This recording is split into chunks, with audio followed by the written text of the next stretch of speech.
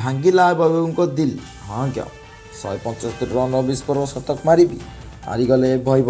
ଫାଇନାଲରେ ଭାଙ୍ଗିଲା ସୂର୍ଯ୍ୟବଂଶୀଙ୍କ ସ୍ୱପ୍ନ।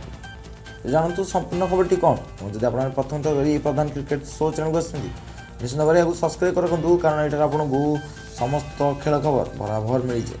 ହଁ ଆଜ୍ଞା, ବିଶ୍ୱକପ୍ ଫାଇନାଲରେ ମାନେ ଅଣ୍ଡର-19 ବିଶ୍ୱକପ୍ ଫାଇନାଲରେ ସୂର୍ଯ୍ୟବଂଶୀ ଏକ ଇନିଂସ ଖେଳିଥିଲେ ଯାହା ଦୀର୍ଘ ସମୟ ପାଇଁ ମନେ ରହିବ। ବାମହାତୀ ବ୍ୟାଟ୍ସମ୍ୟାନ୍ ଇଂଲଣ୍ଡ ବିପକ୍ଷରେ 80 ବଲ୍ରେ 175 ରନ୍ କରିଥିଲେ। ଏହି ଇନିଂସରେ ବୈଭବ କେବଳ ଛକା ଏବଂ ଚୌକା ମାଧ୍ୟମରେ 150 ରନ୍ କରିଥିଲେ। ସେ 15 ଛକା ଏବଂ 15 ଚୌକା ମାରିଥିଲେ। ତଥାପି ଏହି ଇନିଂସ ତାଙ୍କୁ ସର୍ବାଧିକ ରନ୍ ଦୌଡ଼ରେ ଜିତିବାରେ ବିଫଳ ହୋଇଥିଲା। ହଁ ଆଜ୍ଞା, ସୂର୍ଯ୍ୟବଂଶୀ 2026 ଅଣ୍ଡର-19 ବିଶ୍ୱକପରେ ସର୍ବାଧିକ ରନ୍ ସ୍କୋର ତାଲିକାରେ ଦ୍ୱିତୀୟ ସ୍ଥାନ ଅଧିକାର କରିଥିଲେ।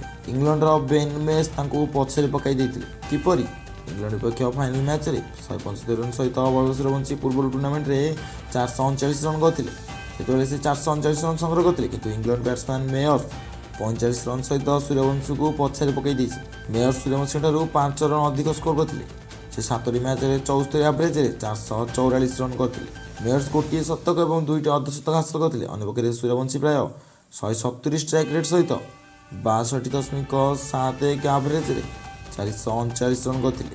ସୂର୍ଯ୍ୟବଂଶୀ ହୁଏତ ଏହି ଟୁର୍ଣ୍ଣାମେଣ୍ଟରେ ସର୍ବାଧିକ ରନ୍ କରିନାହାନ୍ତି, କିନ୍ତୁ ସେ ଅନେକ ରେକର୍ଡ ନିଜ ନାଁରେ କରିଛନ୍ତି। ସେ ସର୍ବାଧିକ 30 ଛକା ମାରିଥିଲେ, ତାଙ୍କର ସର୍ବାଧିକ ଷ୍ଟ୍ରାଇକ୍ ରେଟ୍ ଥିଲା ଏବଂ ସେ ଟୁର୍ଣ୍ଣାମେଣ୍ଟରେ ସର୍ବୋତ୍ତମ ସ୍କୋର ମଧ୍ୟ କରିଥିଲେ। ସୂର୍ଯ୍ୟବଂଶୀ ଅଣ୍ଡର-19 ୱାର୍ଲ୍ଡ କପ୍ ଫାଇନାଲରେ ଶତକ ହାସଲ କରୁଥିବା ଦ୍ରୁତତମ ଖେଳାଳି ହୋଇଥିଲେ। ସେ ଫାଇନାଲରେ ସବୁଠାରୁ ଲମ୍ବା ଇନିଂସ ପାଇଁ ରେକର୍ଡ ମଧ୍ୟ ସ୍ଥାପନ କରିଛନ୍ତି। କେବଳ ଏତିକି ନୁହେଁ, ସେ ଯୁବ ଦିନିକିଆ ଫାଇନାଲରେ ସବୁଠାରୁ ଲମ୍ବା ଇନିଂସ ସ୍କୋର କରିବାର ଖେଳାଳି ମଧ୍ୟ ହୋଇଥିଲେ। ସେ ପାକିସ୍ତାନର ସମୀର ମିନ୍ହାଜଙ୍କ ରେକର୍ଡ ଭାଙ୍ଗିଛନ୍ତି, ଯିଏ ଭାରତ ବିପକ୍ଷରେ ଏସିଆ କପ୍ ଫାଇନାଲରେ 172 ରନ୍ କରିଥିଲେ। ସୂର୍ଯ୍ୟବଂଶୀଙ୍କ ଯୁବ ଦିନିକିଆରେ 100 ଛକା ମାରିବାର ବିଶ୍ୱ ରେକର୍ଡ ମଧ୍ୟ ରଖିଛନ୍ତି।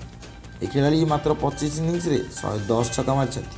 ବାଂଲାଦେଶର ଜାଭେଦ ଅବ୍ରାର 33 ଇନିଂସରେ 55 ଛକା ସହିତ ଦ୍ୱିତୀୟ ସ୍ଥାନରେ ଅଛନ୍ତି।